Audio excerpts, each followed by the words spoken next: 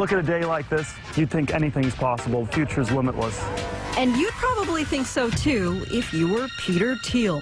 He's the Silicon Valley version of the man behind the curtain in The Wizard of Oz. He didn't give you a brain, a heart, or courage, but he had a lot to do with giving you PayPal, Facebook, YouTube, and Yelp.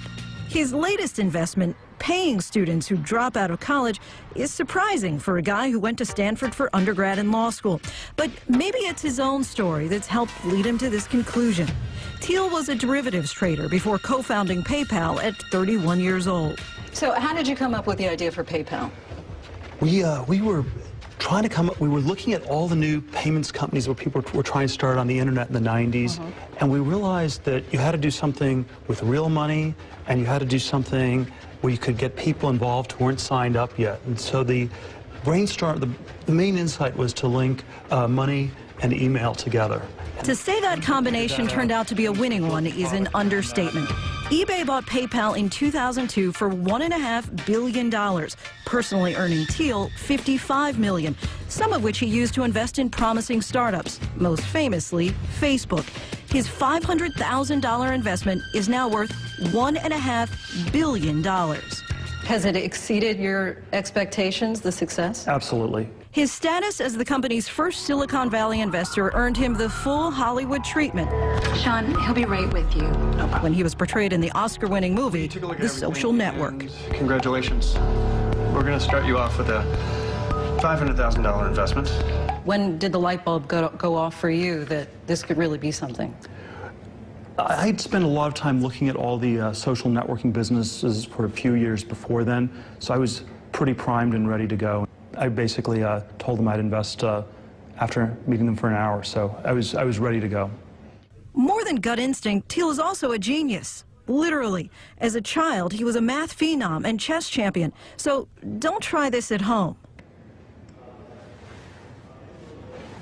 The only thematic mistake, parenthetically, that you made in just as on general principles is when you moved your knight to the side, you never want to do that. In general, a knight in the middle can move to lots of squares. On the side, it can move to fewer squares. Thank you. Now, I'll never do that. Knight on the rim is dim. Thiel's known for making eccentric moves. And if you are doing something genuinely new, it will always look a little bit weird, a little bit strange.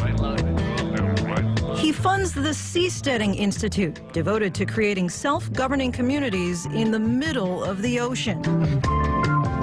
And he's also donated millions to promote research into extending human life expectancy by reversing the aging process. Would you personally want to live for 200 years? I enjoy my life. I think it's, I certainly would like to live longer. So people who know Thiel really weren't all that surprised that his latest project is a little out there. College is sort of, on the one hand, giving people learning, on the other hand, taking away some future opportunities by loading the next generation down with debt. He started a $2 million fund to pay promising teens, all under the age of 20, $100,000 each to drop out of college and start up a business. Students like Jim Danielson, one of Thiel's fellows, who's pulling the plug on Purdue because he's worried about missing the boat on electric cars. No engine at all, doesn't use gas at all, it's all electricity. He started tinkering with this old Porsche in high school and managed to turn it into a fully electric car, something he learned how to do on the internet for free. And if I passed up this opportunity and waited till I finished my college degree, a lot could be changed.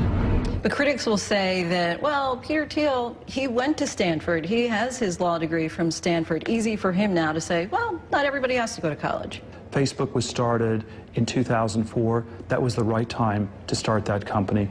If all the people involved had finished their college education and waited till 2006, 2007, it would have been too late for that business. His theory is right on time. New York Magazine recently rated the worthlessness of a college degree as one of the year's most fashionable ideas. The price of education on a college level has gone up by a factor of more than 10 since 1980.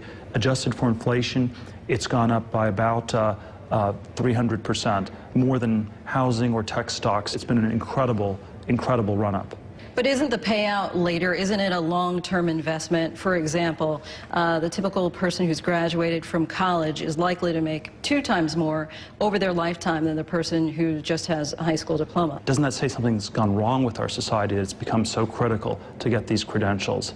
And what does it say when anyone with just a high school degree has no prospects in our society? That kind of thinking has made him the poster boy for the growing movement in Silicon Valley that believes government hinders innovation. But he doesn't hew to the conservative stereotype.